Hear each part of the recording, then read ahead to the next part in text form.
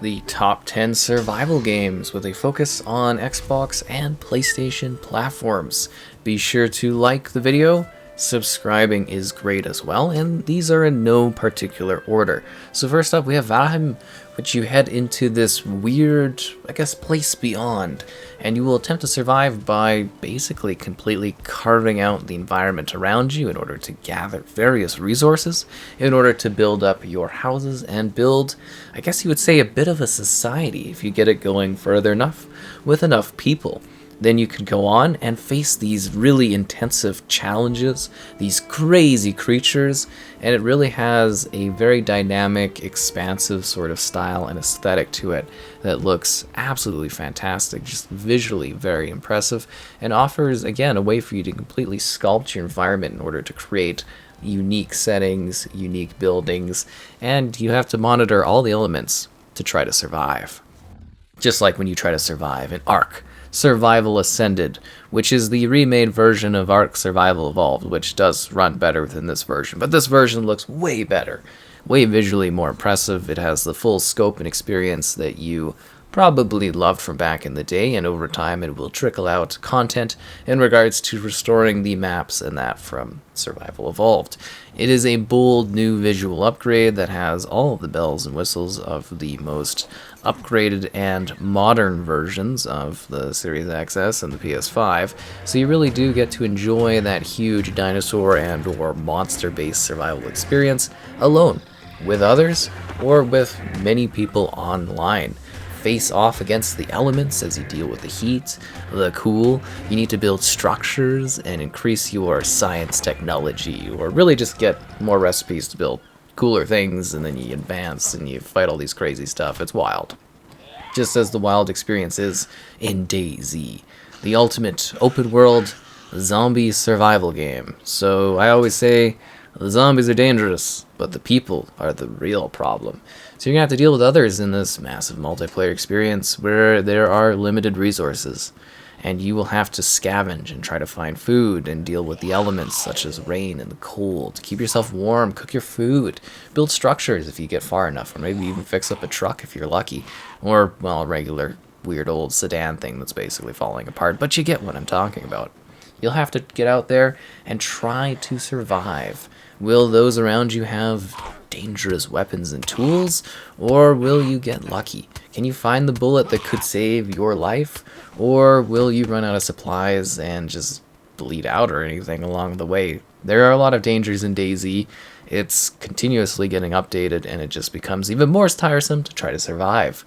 Unlike the survival in Medieval Dynasty, which is based more around trying to get people to actually stay in your little town area. But this one is really, really quite interesting because it literally is a survival management game. You are trying to run a society, a medieval society, but there's bits of like role-playing included. You need to get enough food, supplies, water, other stuff like that to keep your people happy as you bring in new individuals and actually try to manage and run like a little town. You'll need to give them places to live, you'll need to make sure they have supplies to live and function, and you'll also have to take care of various needs, desires, and other elements along the way, while hopefully taking care of yourself, as it is a rather dangerous and deadly scenario. And then, like I said, if you get into the more advanced, complex elements of it, you can actually do some role-playing stuff. There's some quests, there's neat towns to visit, and this one is a very interesting survival game.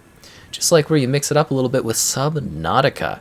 Head deep down under the water in order to gather resources, in order to keep yourself afloat. It really is quite different, and there are a couple entries in the series.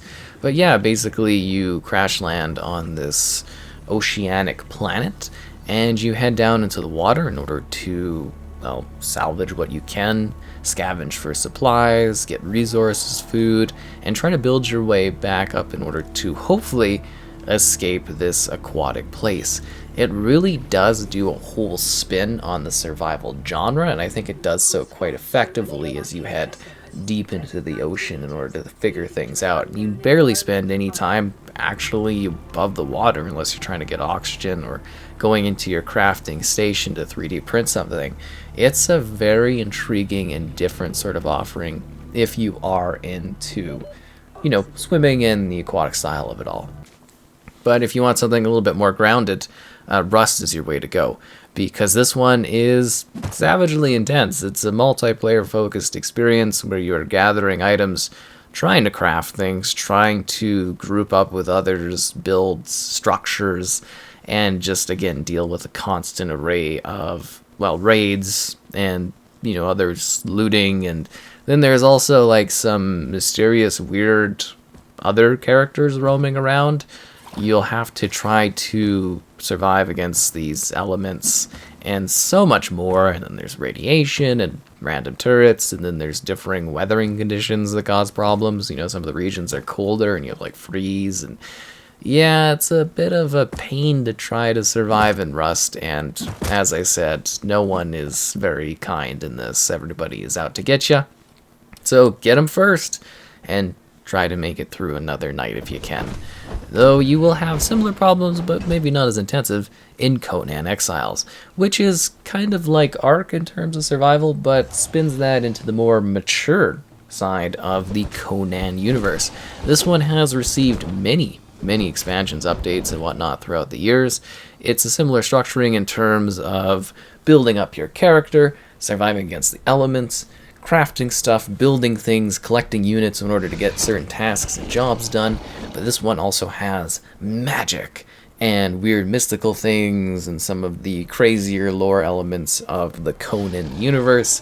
It is wild, gory, intensive, and again really leans into that mature element quite well, and very effectively offers a range of different ways to play, whether you're doing so by yourself or with others. And yeah, it's definitely a very interesting take on survival games, and always one I like to include because it is a little bit strange.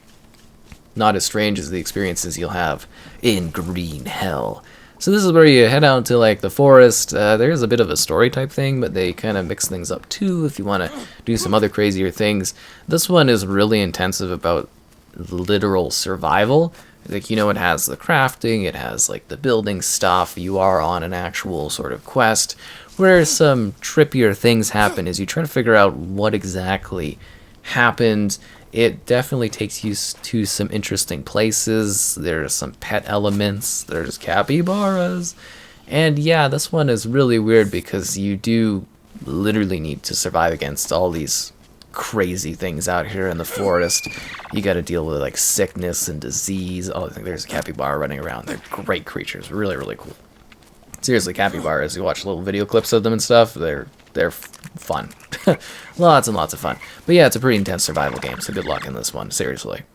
And Minecraft is always a very easy choice. I usually start these with it, but I was like, Minecraft kind of just an assumed entry in this one, so I thought we would throw it into the mix. Minecraft has many ways for you to survive. Alone, with others, in online realms, in weird survival games, in mini-games, multiplayer competitive stuff. You know, just do it yourself, you know, locally try to survive, set a state where it's like hardcore, where death is like death, or have a little bit more fun and easygoing difficulty level options and try to build like a society, build structures. You know, you can do the farming, you can fend off against creatures. They're always adding new things to Minecraft. It's constantly evolving and updating and changing.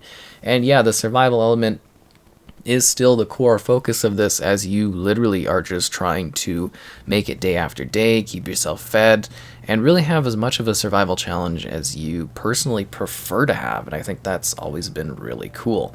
Just like in this Honey, I Shrunk the Kids type scenario, grounded.